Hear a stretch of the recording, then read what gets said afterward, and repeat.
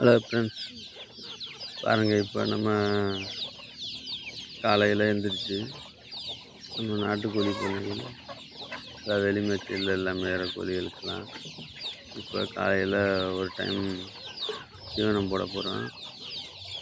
பாருங்கள், கோழி கோழி எவ்வளோ ஆக்டிவாக இருக்குன்னு பாருங்கள். வாங்க பார்ப்போம்.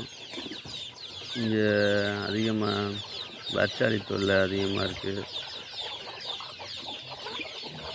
சார்ந்தது தொல்லை அதிகமாக இருக்குது.